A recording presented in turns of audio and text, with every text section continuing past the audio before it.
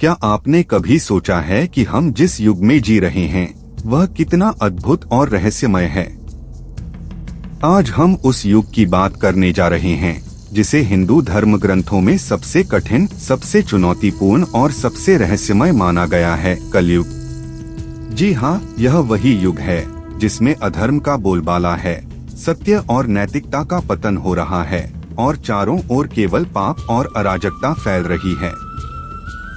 लेकिन क्या आप जानते हैं कि यह केवल एक अंधकारमय काल नहीं है, बल्कि आत्मसुधार और मोक्ष की ओर ले जाने वाला सबसे उपयुक्त समय भी है। आज के इस वीडियो में हम आपको ले चलेंगे एक रहस्यमय यात्रा पर, जहां हम जानेंगे कि अब तक कितने कलयुग बीत चुके हैं, हम किस कलयुग में रह रहे हैं और क्या कलयुग के अंत का समय नजदीक है। धर्म ग्रंथों और ज्योतिषियों की मान्यताओं के अनुसार कलयुग की शुरुआत कब हुई, इसका क्या मतलब है और इसके अंत में क्या होगा, इन सब का रहस्य खोलेंगे हम इस वीडियो में। क्या हम उस काल के अंत की ओर बढ़ रहे हैं जिसका इंतजार सभी धर्मों में सदियों से किया जा रहा है, या फिर यह केवल एक और चक्र है जो निरंतर चलता रहेगा? आइए जानें इस अद्भुत और रहस्यमय कलयुग की कहानी, जो न केवल धर्म और अधर्म की लड़ाई की गाथा है, बल्कि हमारे जीवन का भी सार है। तो चलिए इस रोमांचक और रहस्यमय यात्रा पर आपके साथ चलते हैं और समझते हैं कलयुग का वास्तविक महत्व और इसके अंत के संकेतों को, इससे पहले कि समय हमें पीछे छोड़ दे। सबसे पहले ये समझना जरूरी है कि कलयुग क्या है।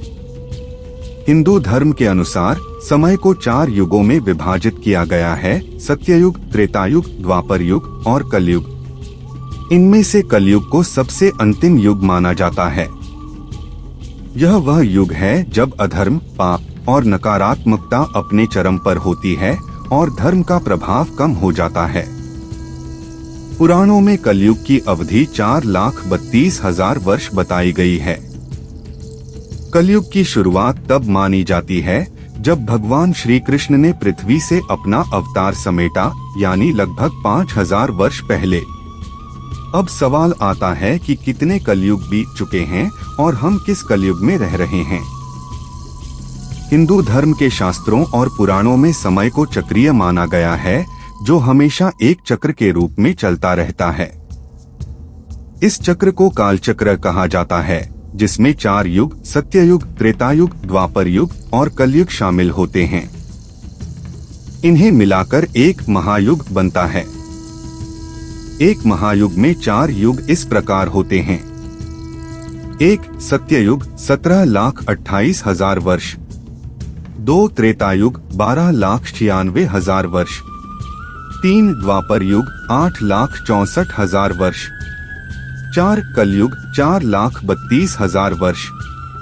इन सभी युगों की अवधि को जोड़ने पर एक महायुग की कुल अवधि होती है 43,20,000 वर्ष। हिंदू शास्त्रों के अनुसार इस महायुग चक्र की प्रक्रिया निरंतर चलती रहती है और समय का चक्र लगातार घूमता रहता है। 71 महायुगों के समूह को एक मनवंतर कहा जाता है। हर मनवंतर के अंत में एक प्रलय होता है, जिसे मनवंतरांत प्रलय कहा जाता है। इसके बाद एक नए मनवंतर की शुरुआत होती है। हिंदू शास्त्रों में बताया गया है कि एक कल्प, ब्रह्मा जी का एक दिन में 14 मनवंतर होते हैं। प्रत्येक मनवंतर के बीच एक छोटी प्रलय होती है, जिसे प्रलय या मनवंतरांत प्रलय कहा जाता है। वर्तमान समय में हम वैवस्वत मनवंतर के 28वें महायुग में हैं। इसका अर्थ यह है कि अब तक 27 महायुग पूरी तरह समाप्त हो चुके हैं। इसका मतलब है कि 27 सत्ययुग, 27 त्रेतायुग, 27 द्वापर युग और 27 कलयुग पहले ही बीत चुके हैं। हम इस समय 28वें महायुग के कलयुग में रह रहे हैं, जिसका मतलब है कि यह वर्तमान कालचक्र का 28वां कलयुग है। इस समय के कलयुग की शुरुआत लगभग 3102 ईसा पूर्व मानी जाती है, जब भगवान श्री कृष्ण ने पृथ्वी से अपना अवतार समेट लिया था। वर्तमान समय में इस कलयुग को लगभग 5126 वर्ष हो चुके हैं, अब यदि हम अब तक बीते हुए कलयुगों की कुल संख्या का अनुमान लगाएं, एक पहले 27 महायुगों के 27 कलयुग समाप्त हो चुके हैं। 2 वर्तमान 28वें महायुग का कलयुग अब चल रहा है। इस प्रकार कुल मिलाकर अब तक 28 कलयुग बीत चुके हैं। महायुग चक्र की अनंतता और कलयुग का पुनरावृत्ति। समय का यह चक्र केवल 28 महायुगों तक ही सीमित नहीं है। हिंदू शास्त्रों के अनुसार यह चक्र अनंत है और लगातार चलता रहता है।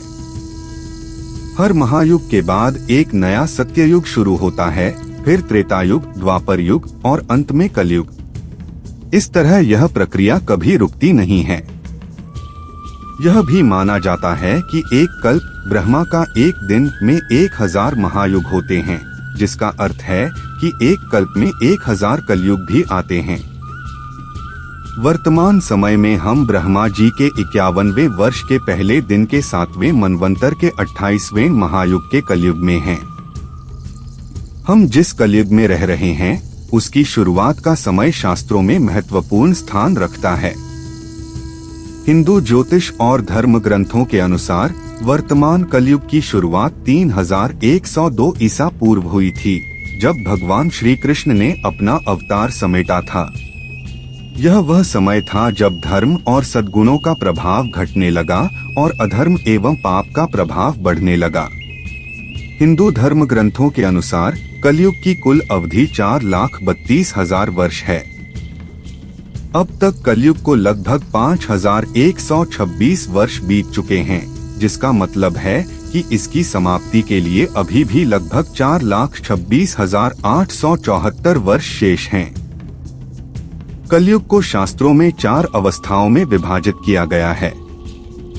1. प्रारंभिक अवस्था, पहले 10,800 वर्ष। यह वह समय है जब पाप और अधर्म धीरे धीरे बढ़ रहे हैं, लेकिन धर्म और सत्य का प्रभाव अभी पूरी तरह से समाप्त नहीं हुआ है। वर्तमान समय में हम इसी प्रारंभिक अवस्था के दौरान हैं, जब अच्छे और बुरे का मिश्रण देखने को मिलता है।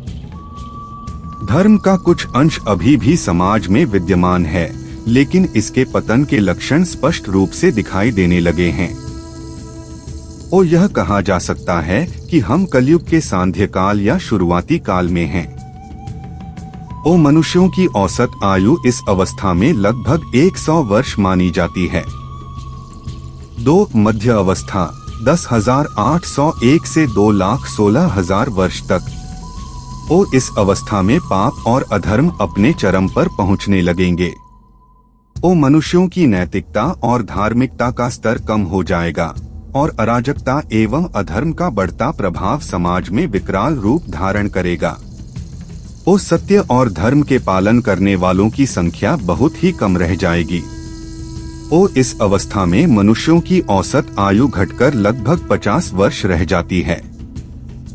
3. उपसंहारिक अवस्था, 2,16,001 से 4,32,000 वर्ष तक।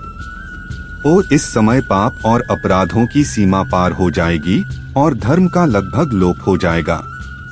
मनुष्य की आयु कम हो जाएगी, उनका जीवन कठिन और कष्टकारी होगा और समाज में अराजकता, भ्रष्टाचार और हिंसा का बोलबाला रहेगा। धर्म के केवल नाम मात्र के रूप बचे रहेंगे और लोग अपने व्यक्तिगत स्वार्थ के लिए धर्म का उपयोग करेंगे।